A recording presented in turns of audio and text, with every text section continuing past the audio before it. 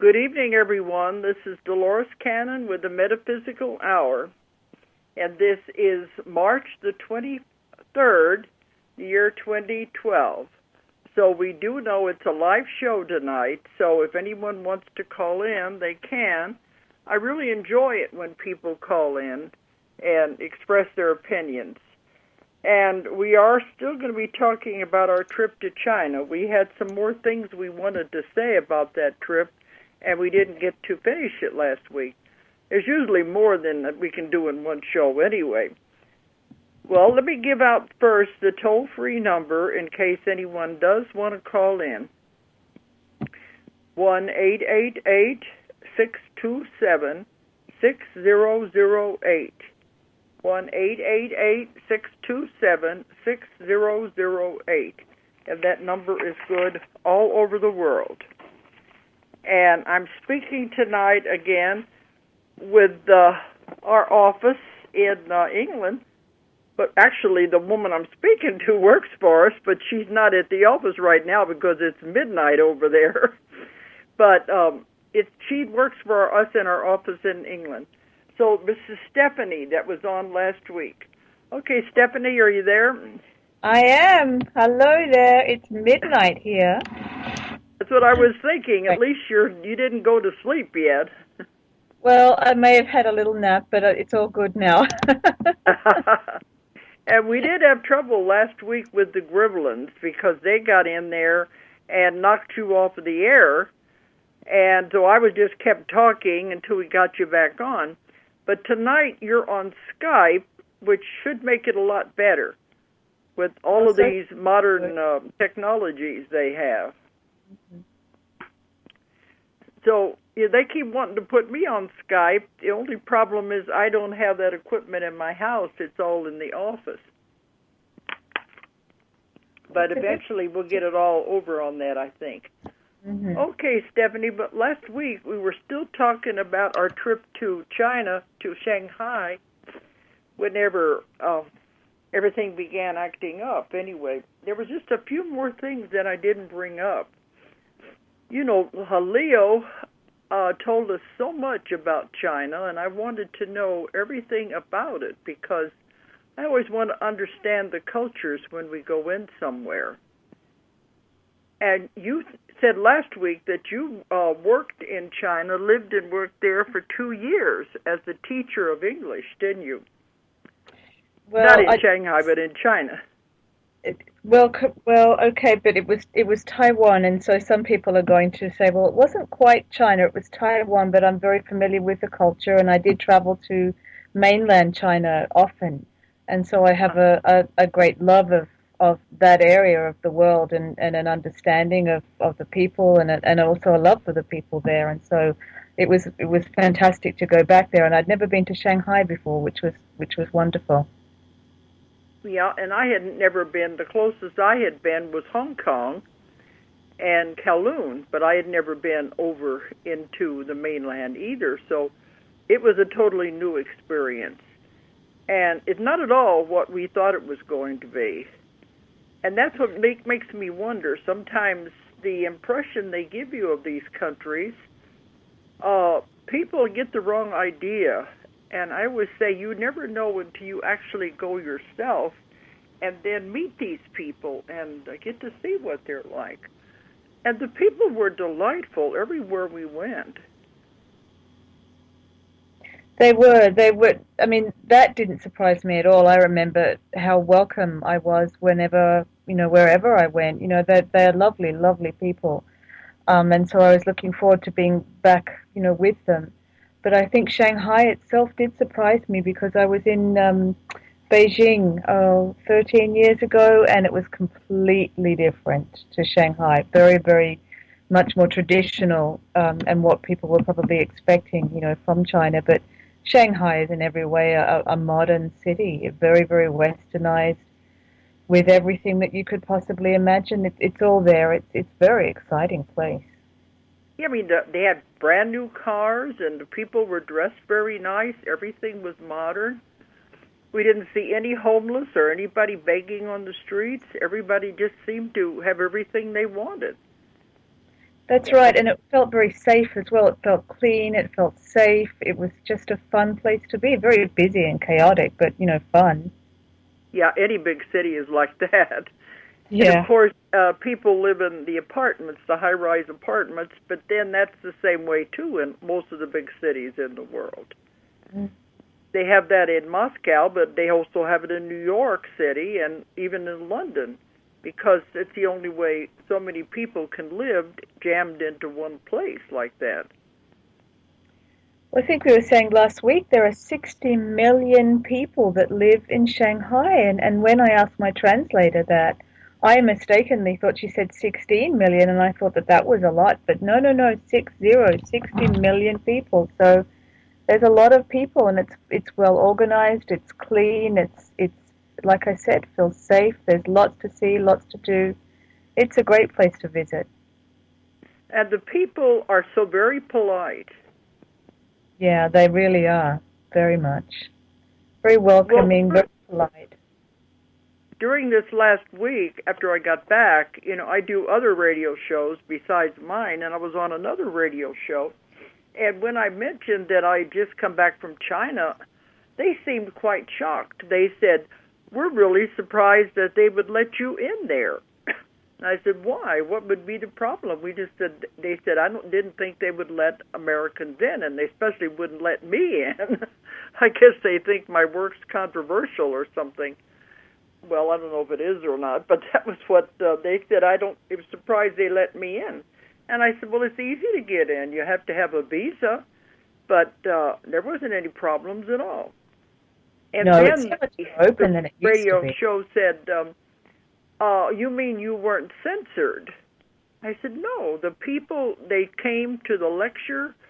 We had about 300 people at the lecture, and they came from all over China. And we had a very large class, and they were from all over China. And they were very knowledgeable about metaphysics and about my work, which really surprised me. I think that was one of the biggest surprises, and I think also we discovered that they've got words for the kind of concepts that you speak about, which actually aren't even concepts or words that are familiar to us here in the West. And so that did make it easier for us to communicate. Uh-huh. Of course, they said a lot of it comes from the Internet, so that shows you how widespread the Internet is, even in communist countries. Well, there were a couple of times I tried to get on a couple of sites. I'm not sure whether it was just my connection, but I did find Facebook. I wasn't able to get on there, but obviously, whatever you're saying on the Internet is very accessible to people there, and that's a good thing. Because I don't know how they're finding out about it, what sites, but they were very familiar with my work and my books. I only have a few books that are translated over there, and we found out they were translated in Taiwan. We found out that there's a different kind of language, a different kind of Chinese that's spoken in Taiwan and written in Taiwan than on the mainland. But we brought books from Taiwan, and all of them sold. But, so I don't know how they're getting the information, but they did say it was coming from the different Internet sites. And they were very familiar with the concepts I speak about and about metaphysics in general. And I think it was very well accepted. Yeah. This is the beauty of the Internet. It just transcends everywhere, every culture, because their information was the same information that is available anywhere on the planet. And so this is how your work is traveling everywhere. Well, that's why I couldn't understand why this host on the radio show said, you mean you weren't censored? I said, no, nobody asked what I was going to be speaking about. There wasn't any problems with that. And the people in the audience were very accepting. Of course, you always have one or two who wants to argue with you, but the ones who did were also access to the Internet, and they were getting some of the other writers' viewpoints. So we had a little discussion with some of them.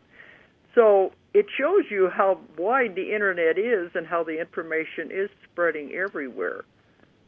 And there's not any censorship that I could see anyway. And while we were there, we did make contacts with very important people who are going to translate my books into the mainland Chinese language. And I thought that was a very important context when we met them. Oh yeah, we were very lucky to meet them. We've met some very interesting and some very helpful people then. And I was just thinking about the censorship thing. I think because you are very respectful in your message, and your message is really just about love and oneness.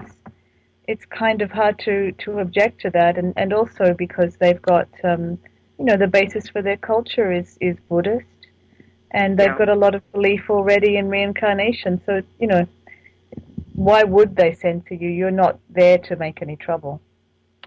No, because that was what they were saying. Like you said, when we began to explain the concepts that I was working with in my books, they did have Buddhist other names in the Buddhist religion to explain the same things. So it's more of one than people think when you're traveling like this. Mm. And but no, there was no censorship. And what they explained to us was that the Chinese language in Taiwan, that they read up and down, and the one on the mainland, they read across. And the characters, the Chinese characters, are totally different. But yeah, remember, the history of Taiwan, it was all part of China at one time. Mm-hmm. And it was after the Second World War, when the country became a communist, is when Taiwan split away and became its own country. So maybe that was when they changed everything, wanted to be different than the mainland China.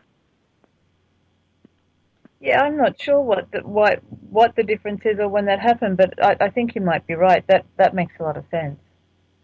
Because now they're saying they didn't want any similarity, which would make sense in the difference in the language. Mm-hmm. So that's why they want to put my books into the mainland Chinese, and it's happening. They're already making contacts, and all of this is in the works, because the books are going all over the world, and that's amazing in itself. It is. I mean, when you consider how many people read Chinese around the world, and obviously not just in China, I mean, the number of people who will be able to understand and access this information is incredible, really. Yeah, and, they are spreading to other languages. I got an email just today from my publisher in Russia, and he has published 2 more of my books there. So they're doing all of my books in Russian over there.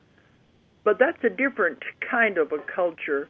So everywhere I go, I just have to adapt to the people and what's happening there.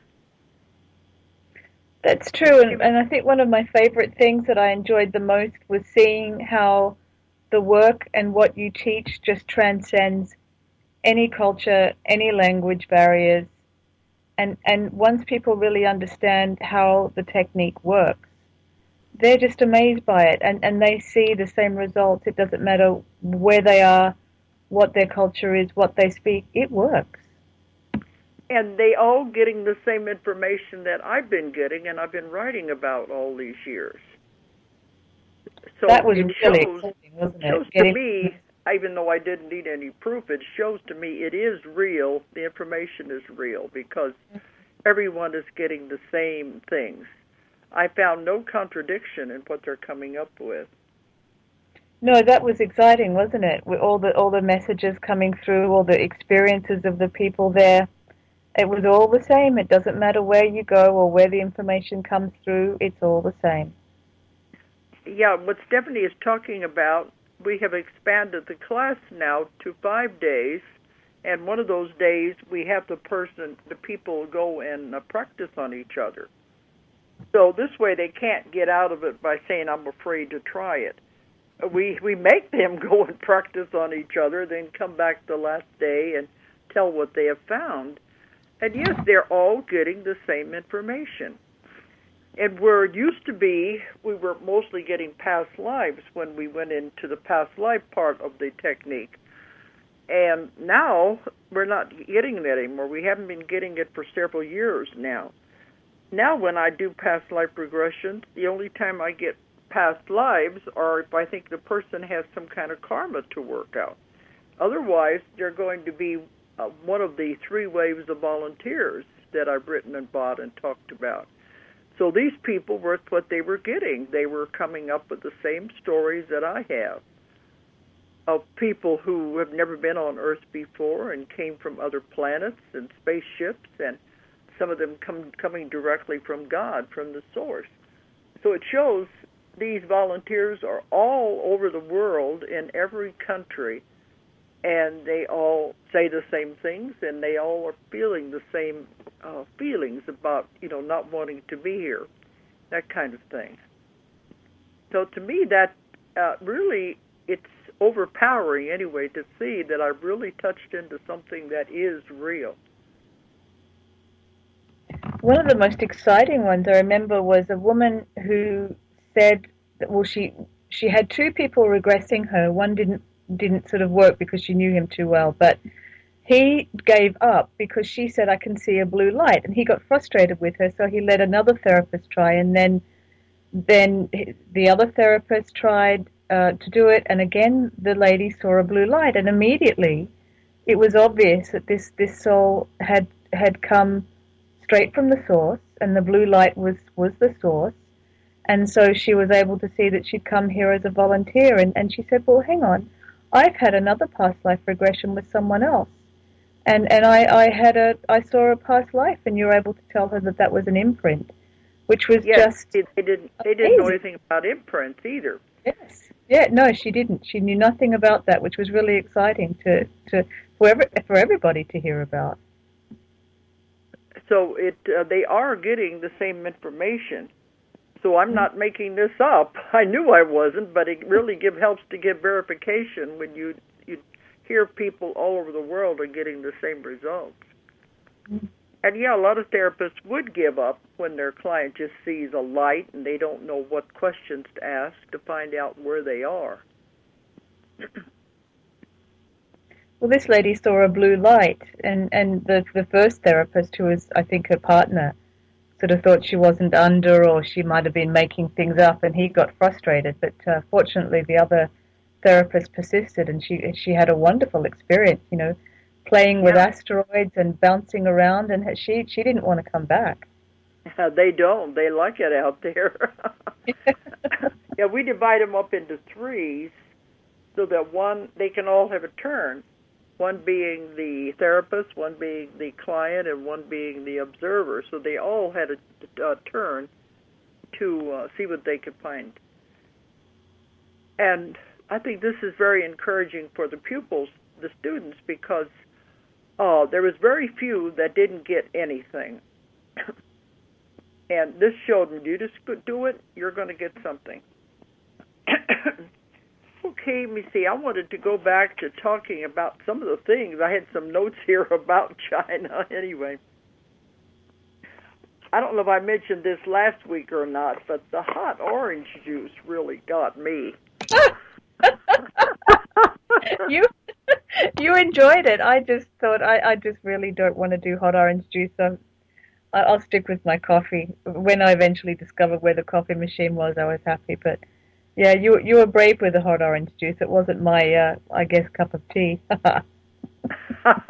Well, the first morning I went down to breakfast, and they had the machine, and I didn't know what it said, but someone pointed out the one for orange juice, the one, the button to push, and somebody said it said on there, this is genuine American orange juice. Fun, wasn't it? It was an American thing, and we'd never heard of it. But when I poured out I pushed the button to pour out the cup, 2 things were coming out: orange juice and hot water. And I was thinking, why is it hot? When I picked it up, it spilled some of it because it was picking up a really hot cup. Yeah. And then we found out. That way it was the whole time we were there. It was hot orange juice, and I waited till it cooled down, and it was really very good. But then, whenever we would have dinner and we'd ask them for a glass of water, they'd bring us a glass of hot water. Do you remember that? Yes, I do. It's well, it's to do with Chinese medicine, and of course, historically, they had to boil their water, and so they used to flavor it with tea because it was. That's what they said, going back long time ago, they found out that the water was bad and it would cause diseases. So one way to keep it from doing that would be to boil the water. So that's why they turned to tea. But like you said, some parts of Europe did it the other way, and they went to beer and wine to keep away from the bad water. So this is where all of that came from. This is a little more healthy, isn't it? The Chinese way is a little more healthy. Instead of the beer and the wine. Yeah. But I think one of my favorite things there beer was to get something that wasn't going to kill people. Yeah. But I think one of my favorite food things there was the Haagen-Dazs place that we went to, with the beautifully dressed staff and their hats and their gloves, and then the amazing ice cream cakes. You don't see that anywhere else. Oh yeah, the Haagen-Dazs. They have Haagen-Dazs in the States, but nothing like the one we found down there in downtown Shanghai. It was like walking into a 5-star hotel. It was unbelievable, the most beautiful things I've ever seen. But it's not just ice cream. Not just scoops of ice cream like they have here. They have them decorated with all kinds of candies and cookies and little things stuck in it. And it was like a children's fairyland, really. It was amazing. I go back just for that. I think it would go over here, except, you go in and sit down. Instead of usually Haagen-Dazs, you get your ice cream and you leave. But there it was all done in a restaurant setting, and everybody just, they love it. You sit down and have this very fancy ice cream. It was one of my favorite things that we did. It was great. Yeah. And we liked it when we could find a restaurant that had Western food. That was good. Brazilian. We discovered Brazilian, which was fun, which was unexpected and very good. Because, I don't know, I apologize out there, but the Chinese food in China is not at all like the Chinese food in America. And I don't know what it's like in London, but it wasn't like that at all, was it?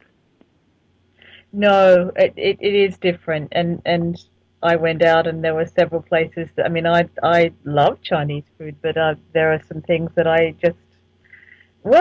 saw live snake on one of the menus. I went to the restaurant. I didn't order that.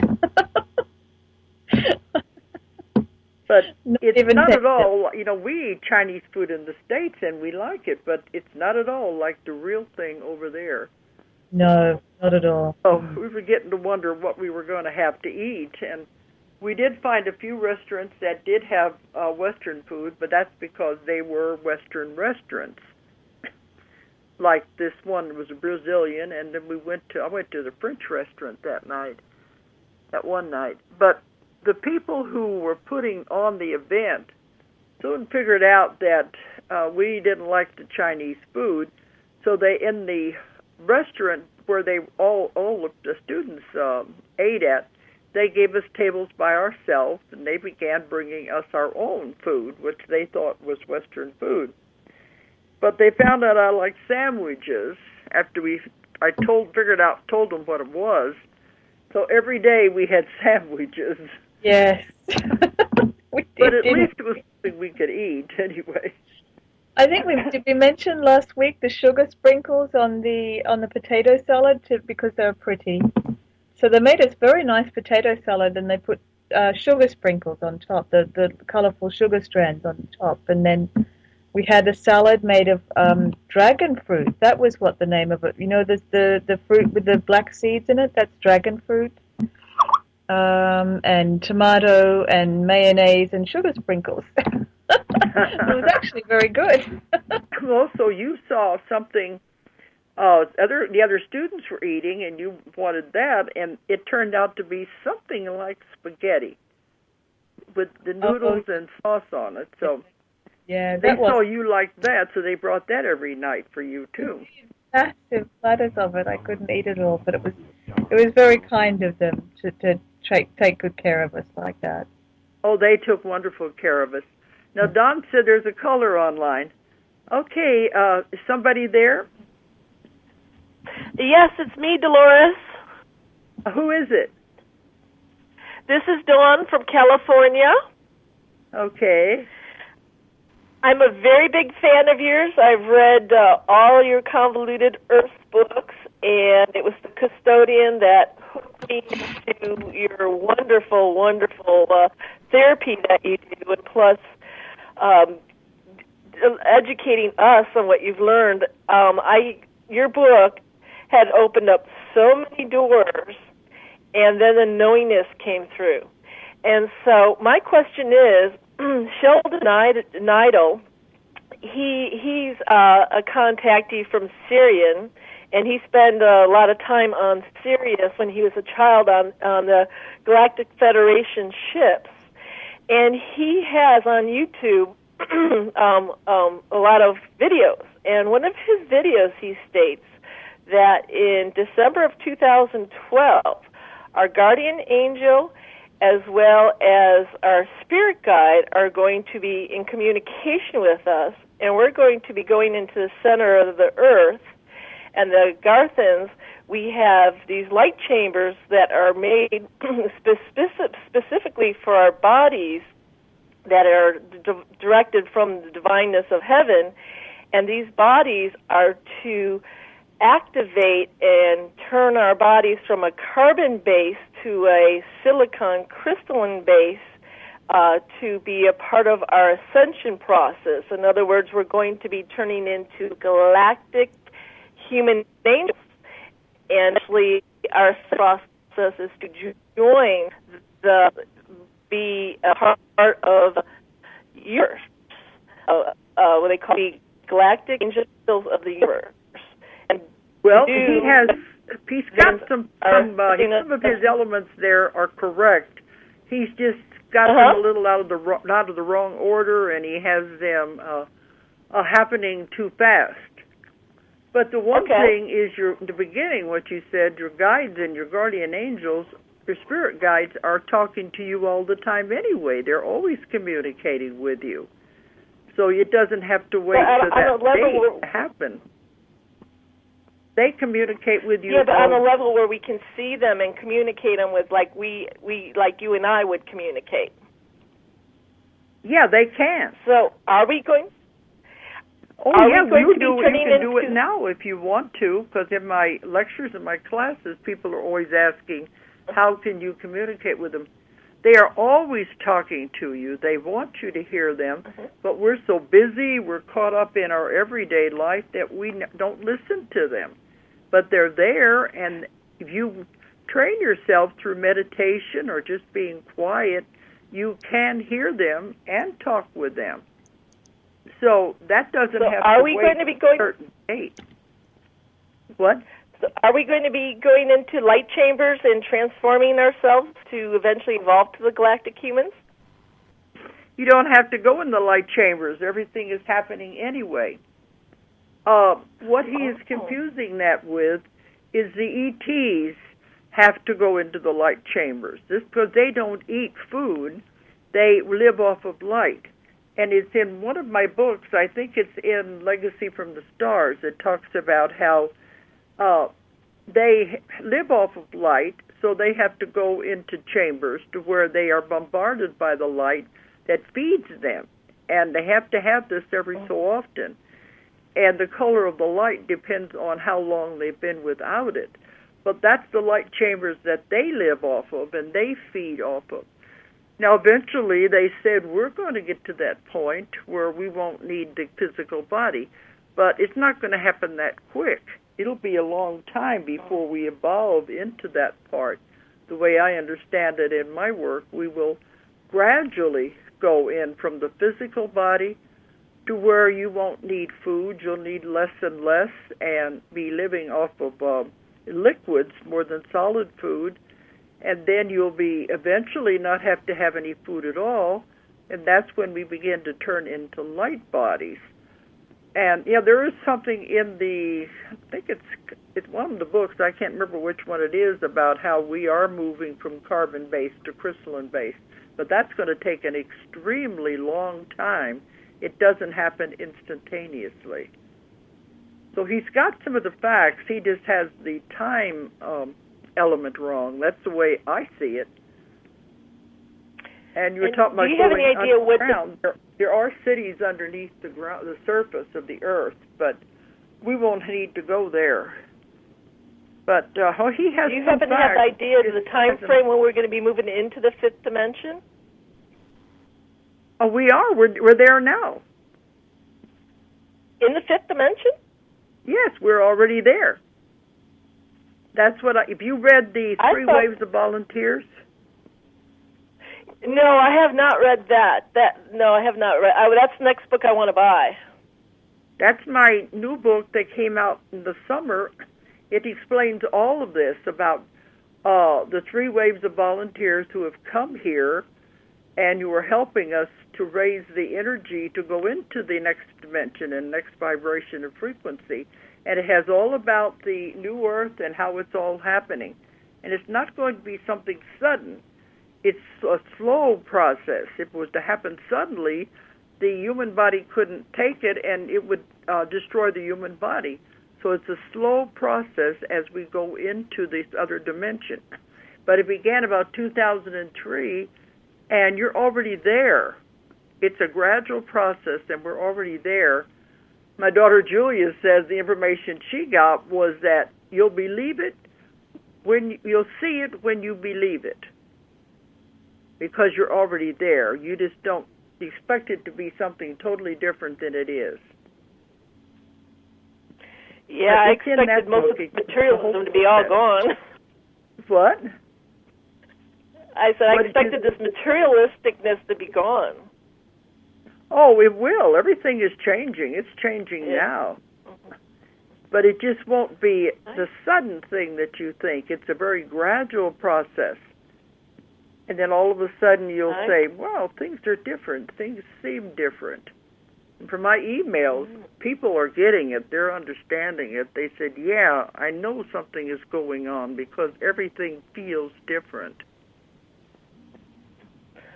Other than the major alignment in December 2012, what else do you see happening at that time frame? Any raise in consciousness or anything?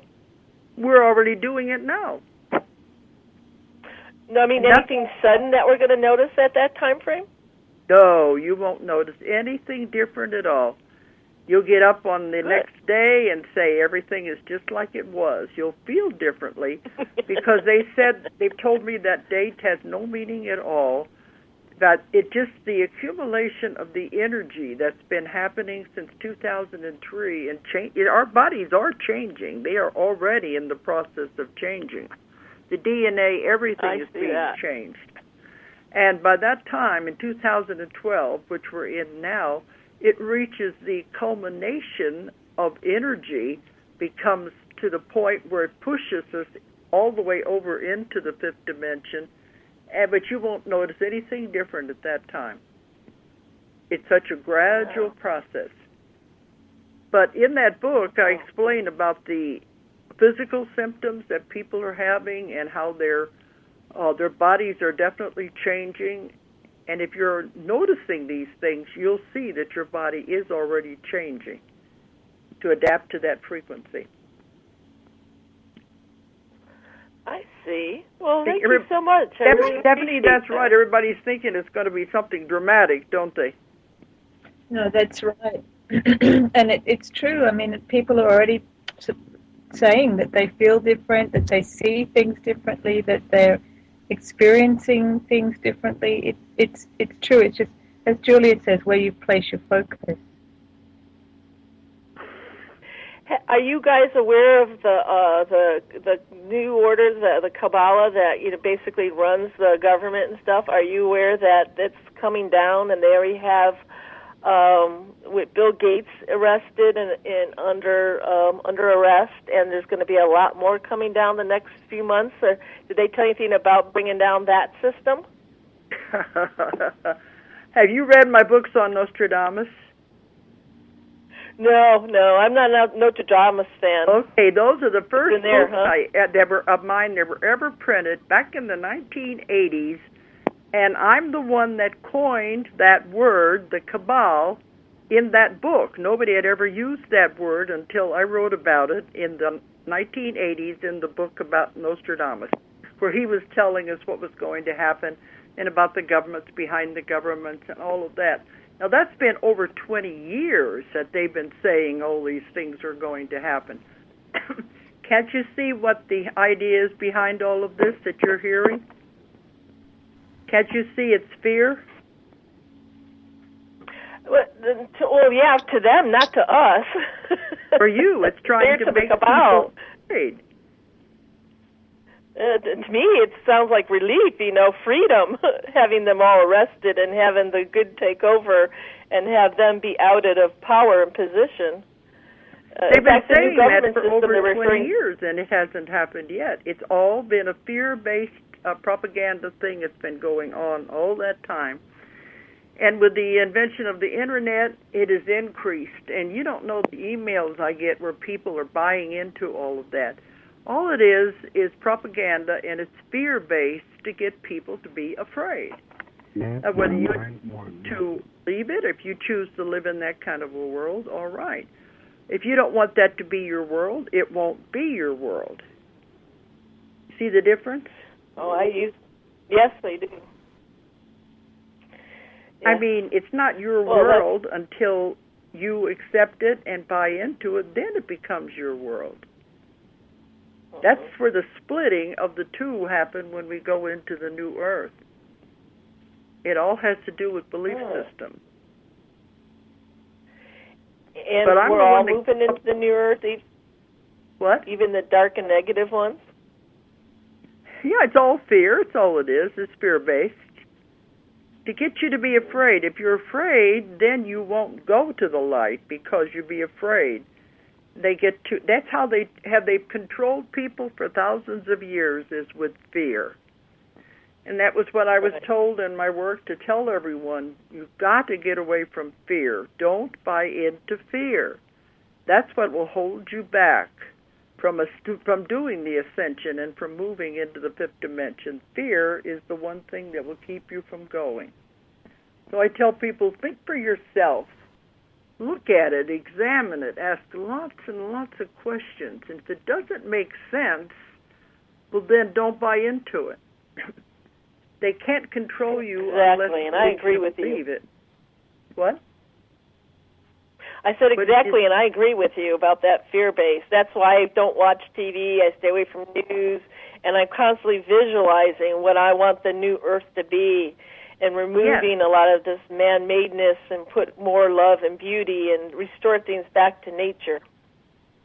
That's what it's all about. That's what they want us to do. Because I'm working the law of attraction on that one. They said fear is not real. Fear is an illusion for entertainment purposes only. And the only thing that is real is love.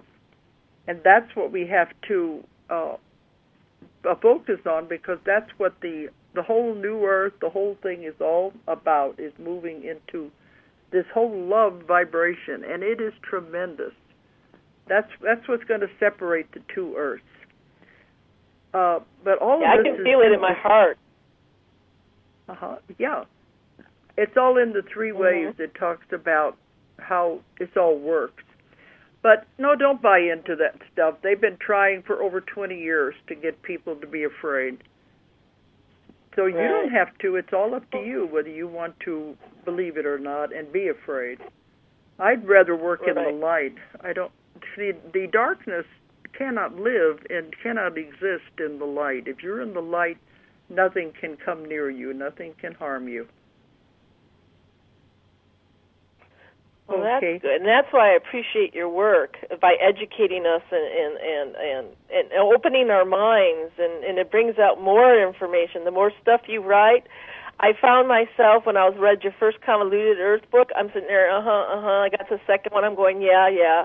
And I'm going, hey, how do I know this stuff? I've never experienced it. I know what she's talking about.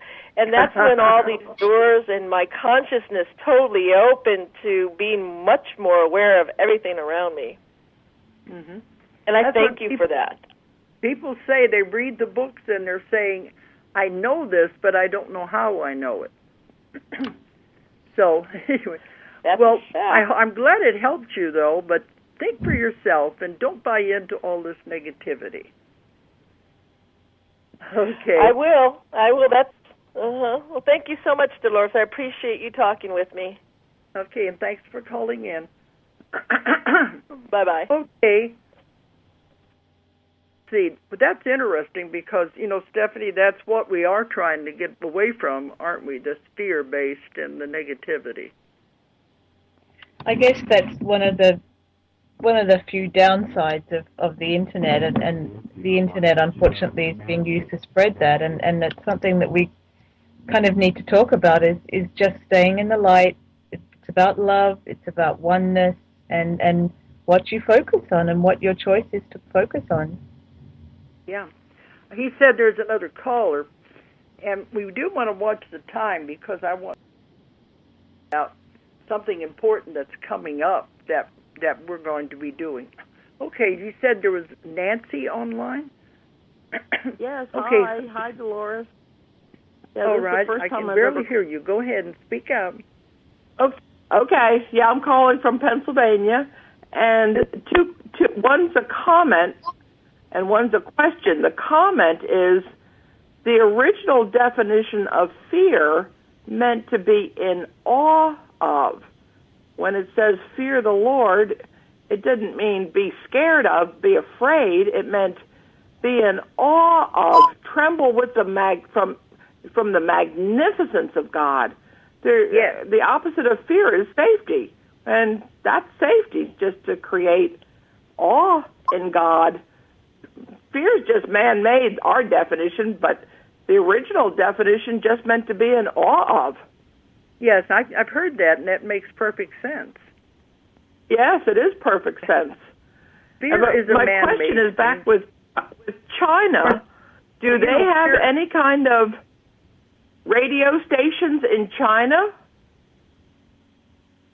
They have many radio stations. There must have been, but I didn't get on any of the radio stations. Well, everywhere I go all over the world, people say they listen to this station, this program here. Everywhere I go, they they listen to me. No.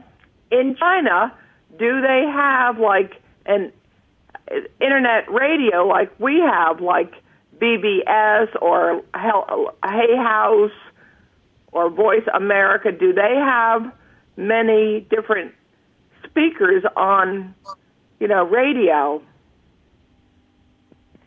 Well, like I said, I don't know because I couldn't even get on internet when I was over there. Stephanie could, but I didn't have my computer with me, and everything would have been Chinese anyway.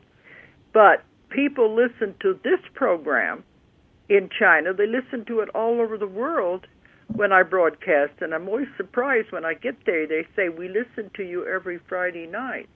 So I know this show is getting out, and they also talk about on the internet. I'm still wondering if the Chinese are doing something similar over there to promote lots of speakers.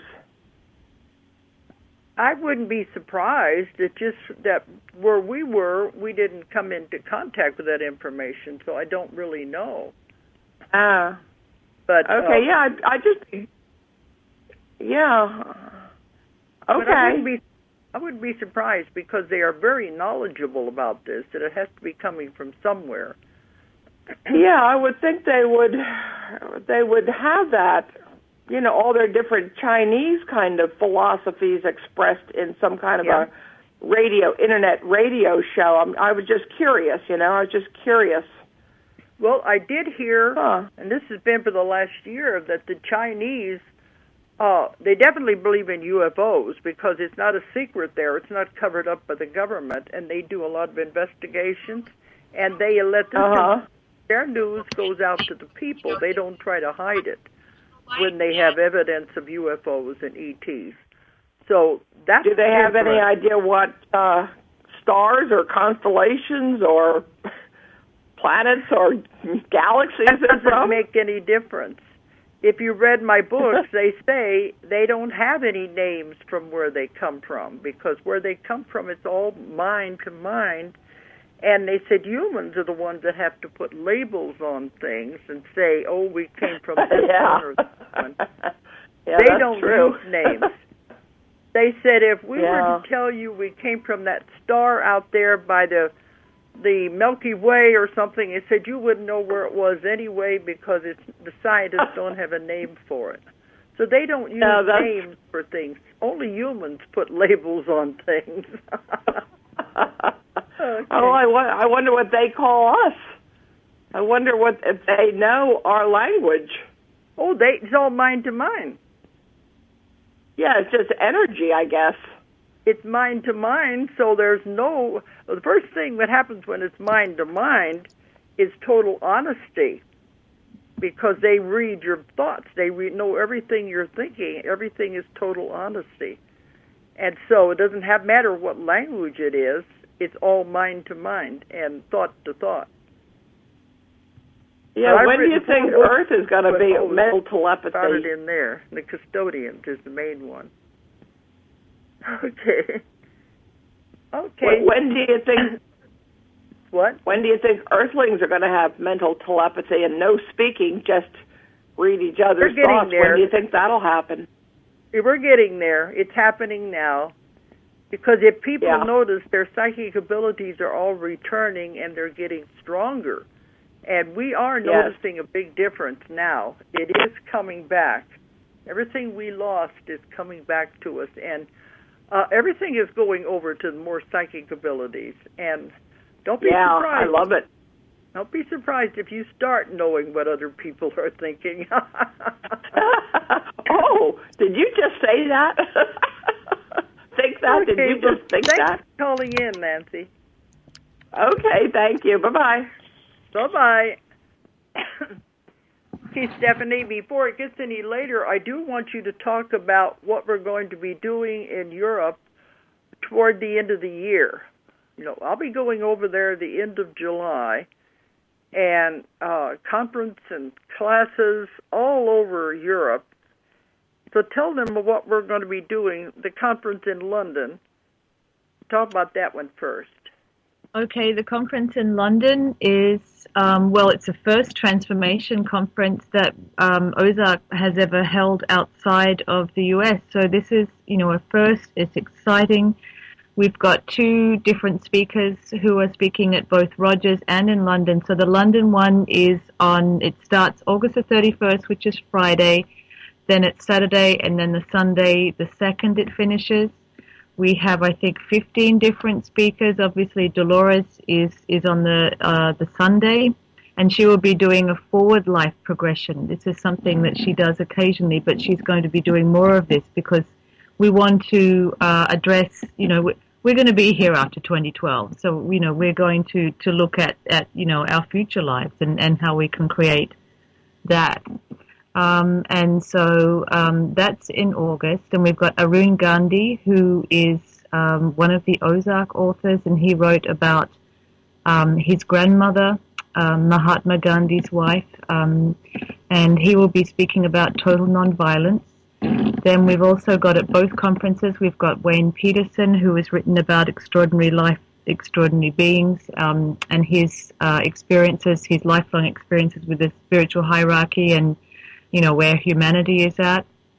And so they're both speaking at both conferences, which is, really exciting. And then, Dolores, you're starting in Glastonbury at the Glastonbury Symposium on the 29th of July. Then you're going to be touring all around. There's Helsinki, Munich, Rome, and then, of course, there's the cruise. Yes, I want you to tell them about that. Okay, well, that's sort of the final thing that we're doing before you head home. And so the cruise starts in Rome on October the 5th, And I do encourage people to register for that because you haven't got you haven't got all that long to register. So we're encouraging people to register now because it is filling up. So it's going to be it's very, very popular. So if you are thinking about joining us, please register now. We'd love of the Mediterranean. That's right. So it starts on the 5th of October. It's 10 days. Or 11 days and 10 nights. We do Athens, Ephesus, so we see Mother Mary's house. We're having a little lecture at, in Ephesus. Santorini, Mykonos, Rhodes, Sicily, Naples. And Athens is very exciting because we'll be at the Parthenon there. And of course that's where you share a past life experience there in convoluted 4. And so we're going to visit that site. And then we finish back in Rome on the 15th of October. So it's 11 days. 11 days, that's right. 10 nights, 11 days. And we were going to include Egypt in the cruise, but they said all the cruise lines have stopped going to Egypt because of the violence over there. So they've cut that part out. But it's going to be enough exciting places as it is. We'll be going all over the Mediterranean. And we have other speakers that are going to be on the cruise. So we'll have workshops and lectures as well as getting to see all these places when we hit the ports. So it's going to be exciting. When we talked about it in China, they said a bunch of them got together and they wanted to form a whole group to come. So I think there's going to be a lot of Chinese on that cruise. Yeah, that would be just fantastic. So many people from all around the world are joining us for this. It's just fantastic. Really, really. We're very, very much looking forward to it. And yeah, it would have been fantastic to have gone to Egypt, but, another time. It's fine. We'll do this and another it'll be time. And if for them people I've talked to have never been on a cruise, and it is a fantastic adventure to go on a cruise because the ships are as big as a floating city. They are huge. The ones I've been on have as many as 11 and 12 floors, and they're enormous. You don't even know you're moving because it's so big. And everything is included in the price. It's food 24 hours. And there's all kinds of shows that go on the ship. So it is like a vacation where you don't have to do anything. Just enjoy yourself, and everything is included. We mentioned so if you are interested, how do you want them to find out about us, Stephanie? Well, you can go to Ozark Mountain, so it's ozarkmt.com, and you can click through. And the other thing you can do is go to lifejourneys.net, and then it's /canon, and you'll be able to see by clicking through to Life Journeys. So either one, Ozark Mountain or Life Journeys, will get you onto the website. Okay. And the Ozark Mountain, it's our company. It's spelled OZARKMT.com. And if you're overseas, it's OZARKMT.com. That's right. And you can also register for the conferences. There's a dedicated site from the Ozark Mountain site too. So if you're interested in any more of the conference information, we've got the program up there at the moment with most of the speakers' information and biographies up there. So you can get to see, choose which one. Hey, come to both. We'd love to see you. I'm looking forward to it because, after all the classes and talks I'm going to be doing all over Europe, I'll be glad to get on that ship and relax. It's going to be I very love cruises because they're so calm and relaxing. So anybody interested, check on our website, and it'll tell you how to go over to register. And I'm looking forward to seeing everybody on this. Yeah. Guy Needler is our other author. He wrote The History of God. He's an Ozark author, and so he does a wonderful book, The History of God, a channeled work. And, of course, Julia Cannon, who is Dolores' daughter, she'll be presenting her new book where she has written about her findings between the relationships between, illnesses and spiritual and emotional causes. And so she'll be giving a workshop, but Dolores will, of course, be doing the most workshops. And so we'll be hearing about her past lives. We'll be hearing about some of the most important things from her new book, Convoluted 4. And she'll be giving some group regressions too. So, and, you know, just a wonderful way of relaxing with everybody and getting to know, you know, Ozark authors, and spending time with them that you won't get to spend with them otherwise.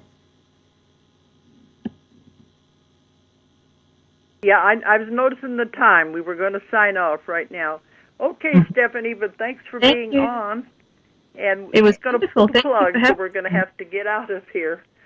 So thanks, everyone, for listening tonight.